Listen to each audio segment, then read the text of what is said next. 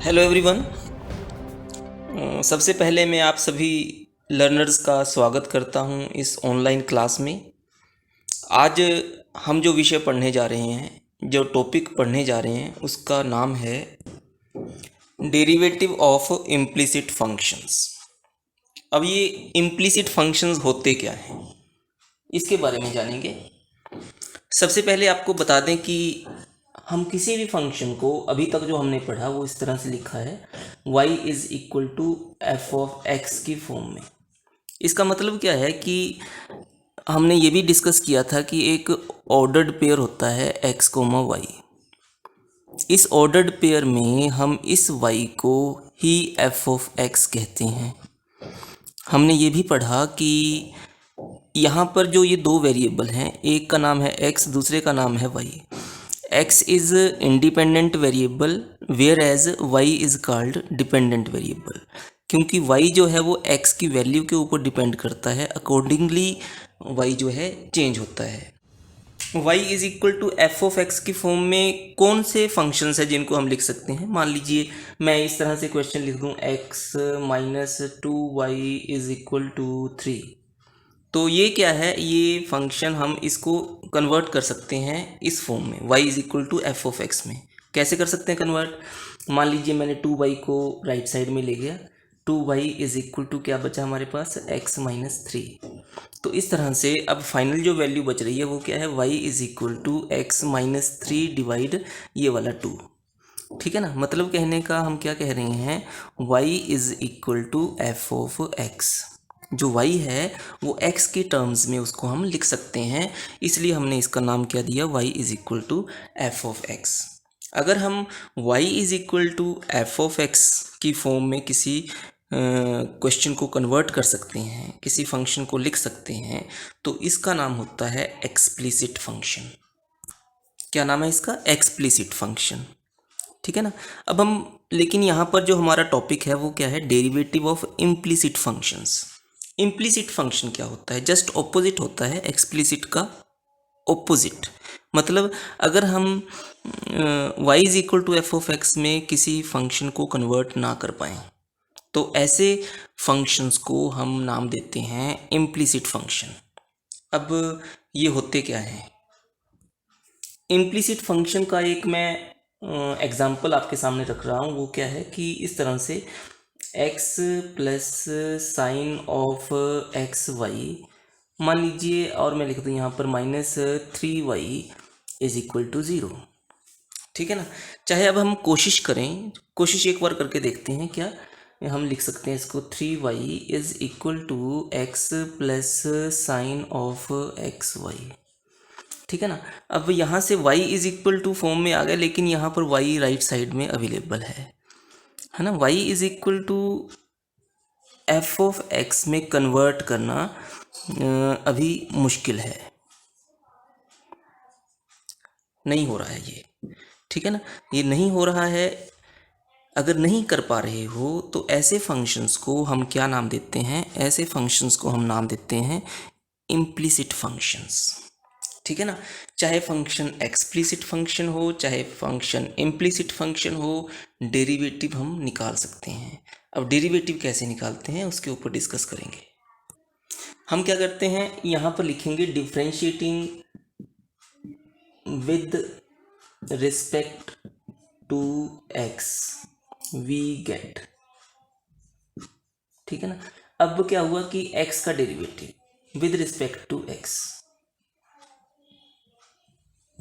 Plus derivative of sine of x y. ठीक है ना, माइनस डेरिवेटिव ऑफ ये जो तीसरी टर्म है वो क्या है, 3y इज इक्वल टू 0। 0 का डेरिवेटिव क्या होता है, 0। अब x का डेरिवेटिव क्या है, 1 प्लस यहाँ पर हमने फिर से वही, जैसा कि पिछली वीडियो में देखा था, क्या देखा था, डेरिवेटिव ऑफ कॉम्पोजिट फंक्शन, कि हम क्या करते हैं, सबसे पहले इसको साइन x मान लेते हैं। तो डेरिवेटिव साइन x का क्या होता है भाई, वो होता है कॉस ऑफ x। लेकिन हमने इसको x मान लिया था, जो कि x नहीं था, क्या था ये, एक्स वाई था। ठीक है ना। तो रिजल्ट में हम क्या लिखेंगे, कॉस एक्स वाई। मतलब कहने का जो हमने एक्स वाई को एक्स माना था उसका हमें दोबारा डेरिवेटिव निकालना होता है। मतलब हम यहाँ पर डेरिवेटिव ऑफ एक्स वाई करेंगे, ठीक है ना। डेरिवेटिव किसका करेंगे दोबारा? एक्स वाई का। तो इस तरह से हम इसका कॉम्पोजिट फंक्शन का डेरिवेटिव निकालते हैं। अगला जो है -3y, मतलब -3 dy/dx इज इक्वल टू क्या हो गया? 0, ठीक है ना। अब आगे अगर हम देखें तो ये है हमारे पास 1 plus cos x y as it is, और अब एक्स वाई प्रोडक्ट रूल लगाएंगे। प्रोडक्ट रूल क्या होता है? First function derivative of second function plus second function as it is, derivative of x कितना हुआ? 1 माइनस कितना है? 3 into dy/dx is equal to 0। Okay, तो अब हम क्या करेंगे? यहाँ पर ये लिखा हमने 1 प्लस एक्स को पहले लिख लेते हैं, x into cos of x y into dy/dx, ठीक है ना, प्लस ये y इंटू कितना हो गया? y into cos of x y minus कितना है? 3 dy/dx इक्वल टू क्या हो गया? 0, ठीक है ना। इसको आगे बढ़ाएंगे हम। कैसे आगे बढ़ाएंगे? ये हो गया हमारे पास, देखो टर्म्स जहाँ पर dy/dx है, एक तो यहाँ पर है, एक यहाँ पर है। इन दोनों को कॉम्बाइन, dy/dx को कॉमन ले लो बाहर। dy/dx को अगर हमने कॉमन लिया तो बचा क्या? ये बच गया x into cos x y, और यहाँ पर क्या बचा? -3, ठीक है ना। ये -3 कॉमन बच गया। इसके बाद जो टर्म्स बच गई थी उनको हम राइट साइड में ले जाते हैं। इक्वल टू बन जाएगा -1, और ये बन जाएगा -y into cos of x y, ठीक है ना। अब क्वेश्चन काफ़ी इजी हो चुका है। किस तरह से? हमने तो सिर्फ dy/dx निकालना था। dy/dx is equal to right hand side as it is, minus को हम कॉमन ले सकते हैं ज़्यादा से ज़्यादा, 1 plus y into cos of x y, divide क्या हो गया? जो ये मल्टीप्लाई था यहाँ पर, मतलब x into cos x y, ठीक है ना, -3। तो इस तरह से हमने dy/dx को फाइंड आउट किया, मतलब हम डेरिवेटिव निकाल चुके हैं। तो मुद्दा क्या था हमारा? टॉपिक क्या था हमारा? टॉपिक है डेरिवेटिव ऑफ इम्प्लिसिट फंक्शंस। सबसे पहले हमने ये जानकारी कलेक्ट की कि इम्प्लिसिट फंक्शंस होते क्या हैं। इम्प्लिसिट फंक्शंस वो फंक्शंस होते हैं जिन्हें हम आराम से y is equal to f of x की फॉर्म में कन्वर्ट ना कर पाएँ, ठीक है ना। जो ये नहीं, इस फॉर्म में नहीं हो पा रहे हैं कन्वर्ट, उन फंक्शंस को हम इम्प्लिसिट फंक्शंस कहते हैं। इनको डिफ्रेंशिएट कैसे करते हैं? इनका डेरिवेटिव कैसे फाइंड आउट किया जाता है? Differentiating with respect to x we get. Directly आप डिफ्रेंशिएट करना शुरू कर दो। फर्स्ट टर्म का डिफ्रेंशिएशन निकालिए, सेकंड का डिफ्रेंशिएशन निकालेंगे, थर्ड टर्म का डिफ्रेंशिएशन निकालेंगे, राइट साइड का डिफ्रेंशिएशन निकालेंगे, ठीक है ना। तो अच्छी तरह से जो भी डेरिवेटिव्स के रूल्स हैं उन सभी को फॉलो करते हुए जो भी आपके पास dy/dx एक से ज़्यादा टर्म्स में आपको मिलेगा, ठीक है ना, उनको हम कॉमन लेकर इसके मल्टीप्लायर्स को एक अलग ब्रैकेट में लिखेंगे, बाकी सब कुछ राइट हैंड साइड में। इस तरह से dy/dx को हम फाइंड आउट कर सकते हैं। हमारा नेक्स्ट टॉपिक साथ में इम्प्लिसिट फंक्शन के साथ साथ है जुड़ा हुआ, derivative of inverse trigonometric functions, ठीक है ना। इनवर्स ट्रिग्नोमेट्रिक फंक्शंस का डेरिवेटिव कैसे फाइंड आउट किया जाता है? मैं एक छोटा सा एग्जांपल आपके सामने रखूँगा। मान लीजिए how to find the derivative of sine inverse x, इसको हम कैसे फाइंड आउट करेंगे, ठीक है ना। या फिर हम ये कहें कि how to find the derivative of cos inverse x, ये कैसे निकालेंगे। How to find the derivative of tangent inverse x, etcetera, ठीक है ना।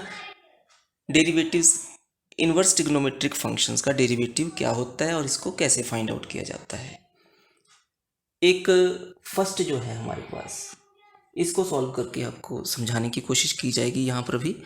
मान लीजिए लेट हम सपोज करते हैं y is equal to sine inverse x। ठीक है, अगर हम y is equal to sine inverse x मान लेते हैं तो इसका मतलब ये हुआ कि साइन इनवर्स x को साइन से मल्टीप्लाई करिए दोनों साइड में, तो हो जाएगा ये sine of y is equal to x। ठीक है ना। अब क्या करना है, हमने इसका डिफरेंशिएशन निकालना है। Differentiating this function with respect to x we get sine y। अब फिर से हम बात करें कि अगर हम बात करते simple derivative of sign x का डेरिवेटिव क्या होता है भाई, कॉस x। लेकिन यहाँ पर x की जगह क्या लिखा हुआ है, y लिखा है। ठीक है ना, तो हमने इसके रिजल्ट में इसी तरह से लिखना है कॉस x की जगह क्या लिखेंगे, y।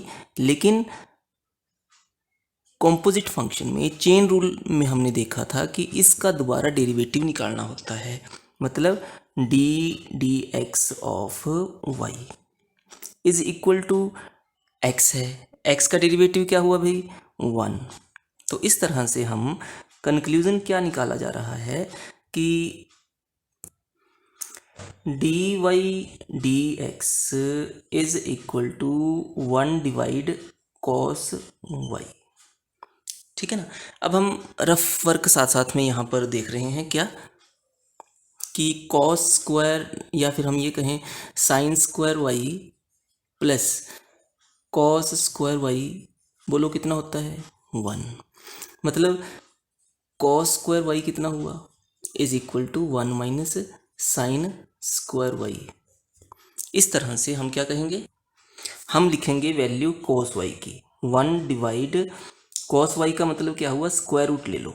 स्क्वायर रूट किसका लिया हमने, 1 माइनस साइन स्क्वायर y का। ठीक है ना, साइन स्क्वायर y का डेरिवेटिव स्क्वायर रूट। अब स्टार्टिंग में देखें तो साइन y क्या था, x। तो हमारे पास क्या आ रहा है, 1 divide square root of 1 minus x square. तो क्वेश्चन क्या था हमारा, what is the derivative of sine inverse x। Sine inverse x को हमने y का नाम दिया, तो मतलब कहने का डेरिवेटिव निकाल चुके हैं। तो हमारे पास डेरिवेटिव साइन इनवर्स x का कितना आया, 1 divide square root of 1 minus x square. ठीक है ना, बिल्कुल आपके सामने है।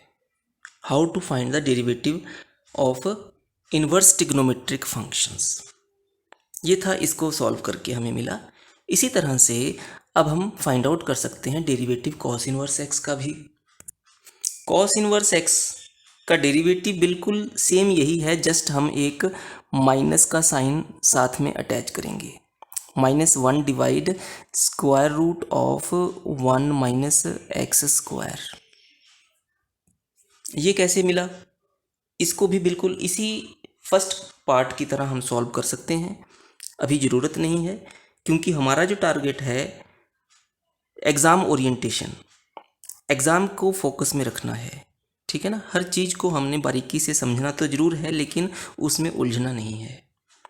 अब बात करें next, what is the derivative of tangent inverse x. ये भी बिल्कुल सिंपल है, जो आप बिल्कुल अपने टिप्स पर आपके होना चाहिए। वो क्या है, 1 डिवाइड 1 प्लस एक्स स्क्वायर। इसी तरह से यहाँ से अगर हम पता करें कि what is the derivative of cotangent inverse x, तो वो क्या हुआ, सिंपली हम माइनस इंसर्ट करेंगे साथ में, क्या हो जाएगा, -1 upon 1 plus x square. Next बात करेंगे यहाँ से हम, what is the derivative of secant inverse x. ठीक है ना, तो ये रहेगा हमारे पास 1 divide modulus of x into square root of x square -1।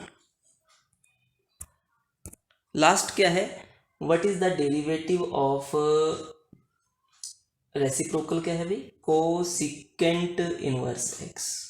इसका रिलेशन इसके साथ है। माइनस इंसर्ट करेंगे सिंपली, -1, बाकी सब कुछ सेम है। Divide mod of x into square root of x square -1, बिल्कुल सेम है। देखो इन दोनों में तालमेल है। तालमेल क्या है? साइन इनवर्स एक्स का डेरिवेटिव, कॉस इनवर्स का डेरिवेटिव, दोनों सेम है, लेकिन यहाँ प्लस का साइन है और यहाँ माइनस का साइन है। टेंजेंट इनवर्स एक्स का डेरिवेटिव, कोटेंजेंट इनवर्स एक्स का डेरिवेटिव, दोनों का सेम है। टेंजेंट में प्लस है, यहाँ पर माइनस का सेम सिंबल है। सिकेंट इनवर्स एक्स का डेरिवेटिव, को सिकेंट इनवर्स एक्स का डेरिवेटिव, दोनों सेम है। ये प्लस में है, ये माइनस में है, इतना सा फर्क है सिर्फ। तो ये हमारे टिप्स के ऊपर होने चाहिए ये रिजल्ट्स, ठीक है। डिफरेंशियल कैलकुलस में जो भी क्वेश्चंस आते हैं उन सभी क्वेश्चंस को सॉल्व करने के लिए ये रिजल्ट्स जो होते हैं इन्हें हमें टिप्स पर रखना है, ठीक है ना। अब हर क्वेश्चन को सॉल्व करते समय सर ये कैसे आया, सर ये फाइंड आउट करके बताओ। अगर हम इन सभी को फाइंड आउट करके शो करेंगे तो क्वेश्चन सॉल्व करने में दिक्कत आएगी, आगे बढ़ने में दिक्कत आएगी। तो हर क्वेश्चन के लिए क्यों, कब, कैसे नहीं करना है, एक क्वेश्चन को सॉल्व कीजिए। ये डेरिवेटिव हमने कैसे निकाला, ज़्यादा दिक्कत आ रही है तो दूसरे को भी या फिर तीसरे को एक बार खुद से सॉल्व करके देख लीजिए, ठीक है। लेकिन फाइनली आपको इन फाइनल रिजल्ट्स को अपनी टिप्स पर लर्न करना ही होगा, तभी हम आगे बढ़ पाएंगे, ठीक है। तो बढ़ते हैं कुछ क्वेश्चंस की तरफ। Question number 1, find dy dx where y is equal to tangent inverse of 3x minus x power 3 whole divide 1 minus 3x square. Where what is the domain, domain mean x की value किसके बीच में lie कर रही है, greater than -1 upon square root 3 but less than 1 upon square root 3, ठीक है ना। अब करना क्या है कि हम जैसे ही इस ब्रैकेट के अंदर देख रहे हैं हमें एक फॉर्मूला याद आ रहा है।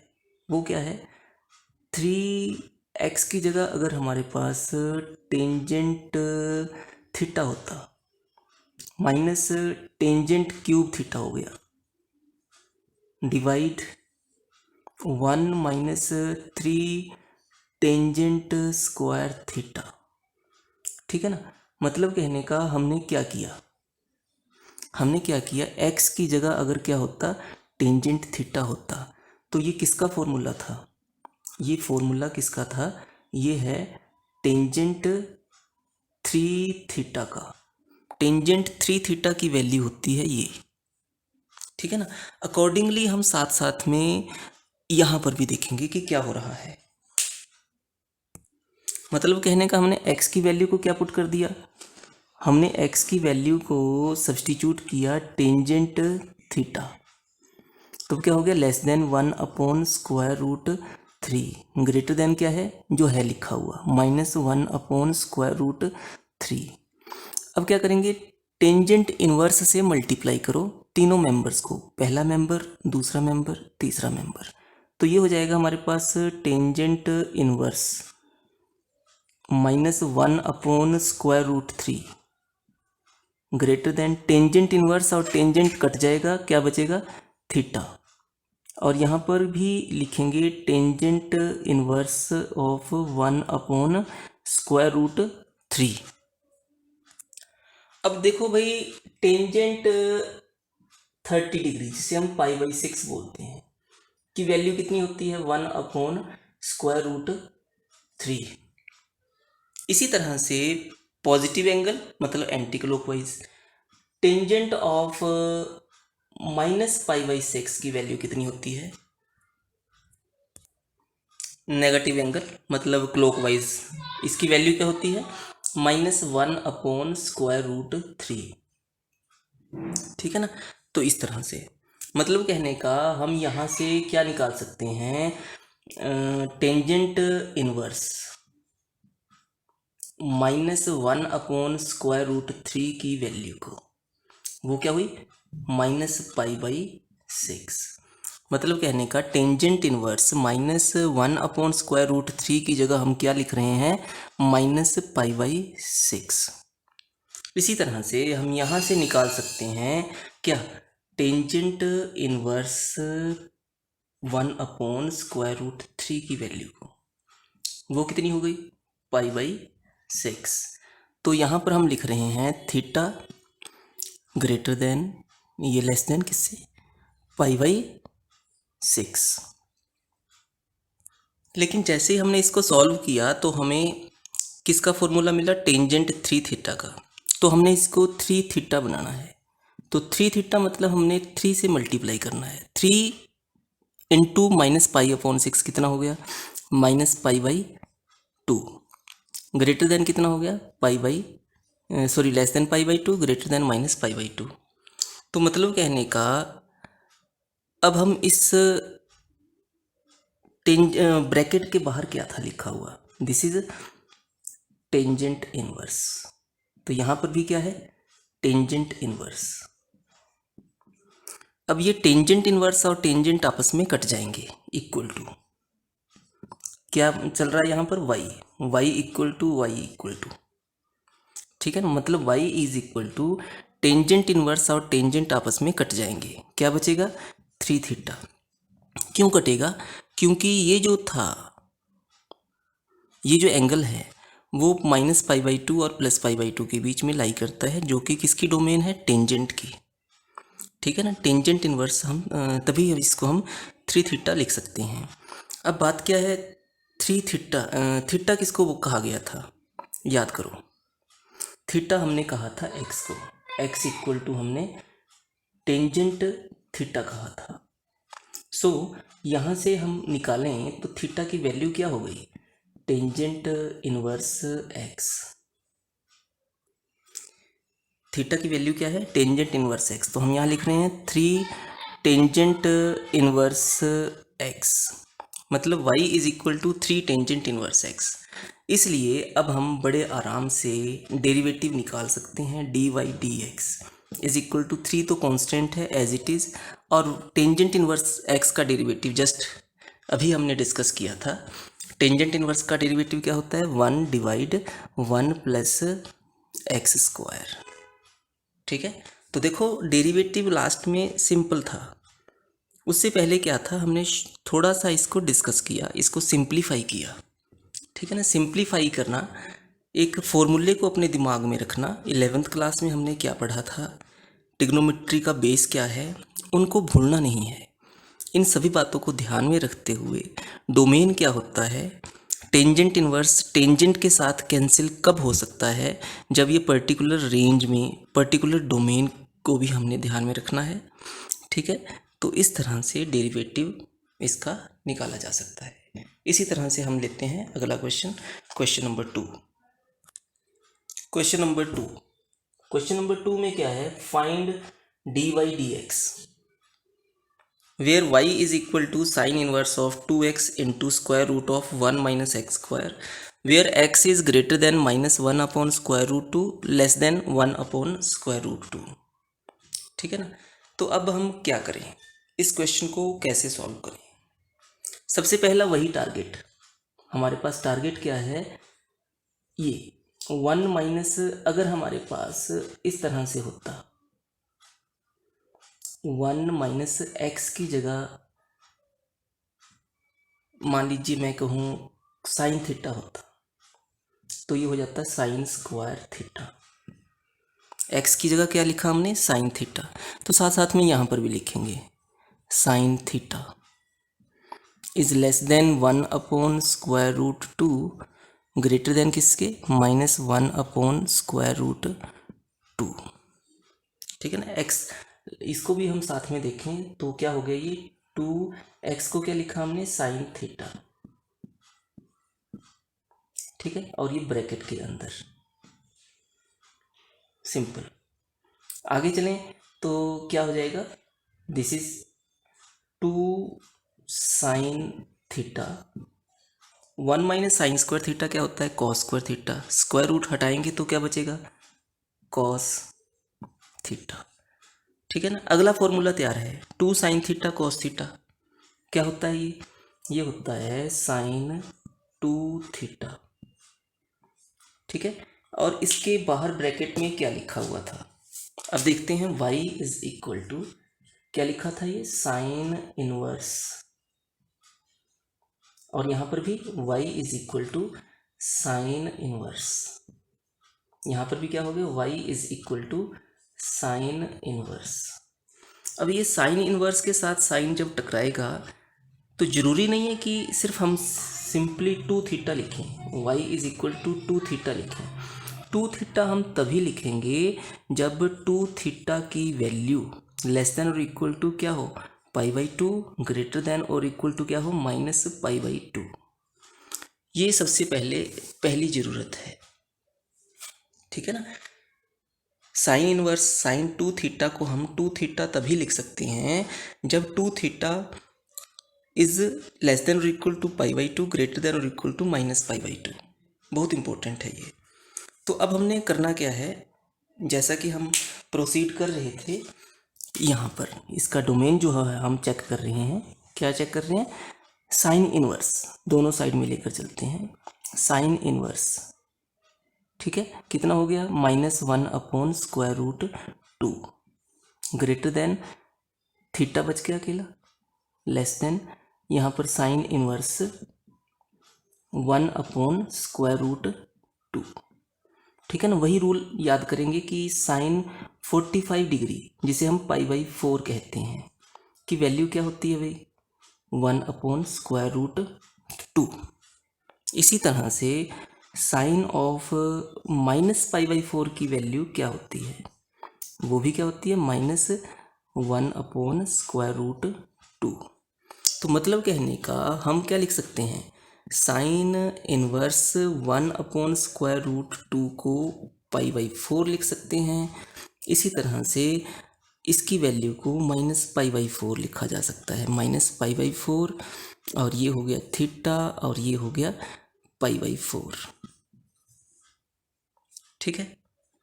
लेकिन हमारे पास है एंगल 2 थीटा, इसलिए 2 थीटा जब हम लिखेंगे तो ये π/2 हो गया, ग्रेटर देन -π/2 हो गया। मतलब क्वेश्चन में थोड़ी सी मिस्टेक भी कहें या फिर चलेगा, यहाँ पर ये इक्वल टू का साइन भी होना चाहिए था, जो कि टेक्स्ट बुक में नहीं दिया है, ठीक है। तो ये इक्वल टू का साइन भी यहाँ होना चाहिए था, 2 थीटा इसके बीच में लाई कर रहा है, ठीक है। अब हम इसको सिंपली जो वैल्यू है वो उसको लिखने की कोशिश करते हैं। मतलब कहने का y इज इक्वल टू 2, तो यहाँ से अगर हम देखें, क्या देखें, x की जगह हमने लिखा था क्या, साइन थीटा।